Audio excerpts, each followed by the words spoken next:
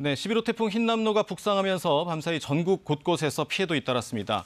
시청자분들이 새벽과 아침 시간에도 직접 촬영해서 제보 영상을 저희 쪽으로 많이 보내주고 계시는데요. 주요 제보를 사회부 김민혁 기자와 하나씩 살펴보겠습니다. 자, 김 기자, 밤사이 특히 그 남부 지방을 중심으로 좀 침수 피해가 많았던 것 같습니다. 예, 시청자들이 보내주신 제보화면 하나씩 보면서 설명드리겠습니다. 네. 말씀하신 것처럼 이제 남부 지방 쪽에서 많은 좀 피해가 있어서 특히 침수 피해가 있어서 많이 제보가 들어왔는데 특히 포항 시간당 100mm 이상 비가 내린 포항 쪽에서 제보가 좀 집중된 모습이었습니다. 먼저 아침 8시 반쯤 시청자 윤숙향님께서 보내준 제보를 보시겠습니다. 경북 포항시 오천읍의 오천파출소 도로변 모습인데요. 오늘 오전 8시 30분 모습이죠. 맞습니다. 예, 보시면 인근 병원과 은행이 보이고 입구에 물이 가득 찬 걸 볼 수 있습니다. 마치 하천처럼 물살이 굉장히 거세게 흐르는 상황입니다.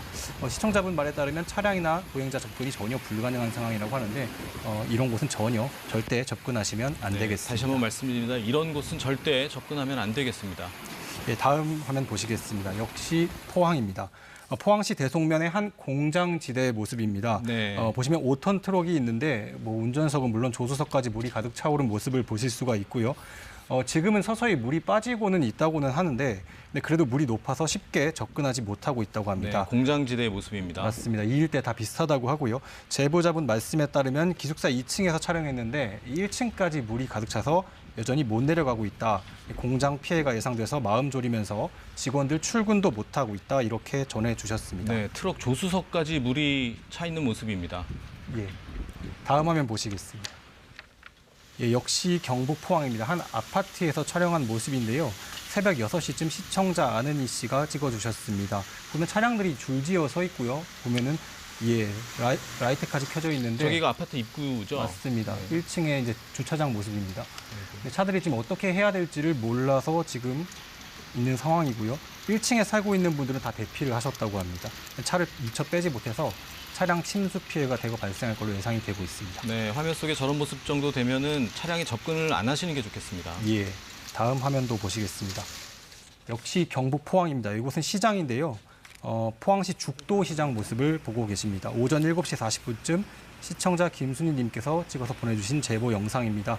평소 같으면 장사가 한창 이루어져야 할 시간이지만 시장이 보시는 것처럼 물이 가득 차서 전면적으로 통제되어 있는 모습을 보고 계십니다. 제보자분 말씀에 따르면 새벽에 나와 보니까 골목 전체가 이렇게 물이 가득 차 있었다.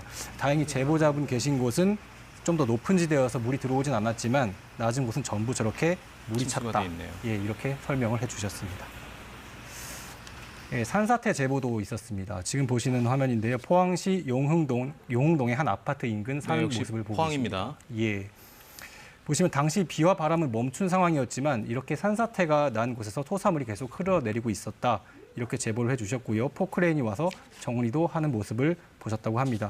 근데 보시면 저 위에 학교 건물이 보입니다. 저 위에 있는 흰색 건물이 학교군요. 예. 그래서 굉장히 위태로운 그런 상황을 보고 계십니다. 네.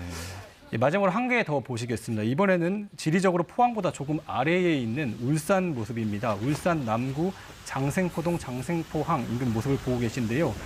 새벽 6시 20분쯤 촬영한 영상입니다. 보면 차량 바퀴 수준까지 물이 차서 거리 전체가 물에 잠겨 있는 그런 모습이고요. 보시면 차들이 역시 라이트를 켠 채로 오도 가도 못하는 그런 상황입니다. 주변 상가까지 침수 피해가 예상됩니다. 다시 한번 강조드리지만 이런 곳에는 절대 접근하시면 안 되겠습니다.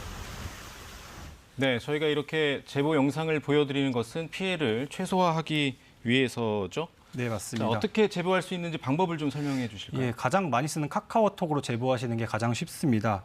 보면 카카오톡 검색창에서 KBS 뉴스 또는 KBS 제보를 검색하신 다음에 친구 추가를 먼저 하시고요. 이 가족 친구한테 메시지 보내듯이 영상을 첨부해서 보내주시면 간편하게 제보하실 수가 있습니다. 뉴스 앱을 사용하실 수도 있는데요. KBS 뉴스 애플리케이션을 다운로드 받으셔서 좌상단에 제보 칸이 있습니다. 이 버튼을 누르시면 제보가 가능합니다. 보내실 때는 촬영하신 시간과 장소 그리고 간단한 상황 설명을 같이 더해주시면 큰 도움이 되겠습니다. 다만 절대로 무리해서 촬영하지는 마시고요. 무엇보다 주변 상황과 안전을 살펴주시기를 부탁드리겠습니다. 네, 무엇보다 안전한 상황에서 촬영을 해야 되겠습니다. 김 기자 수고했습니다.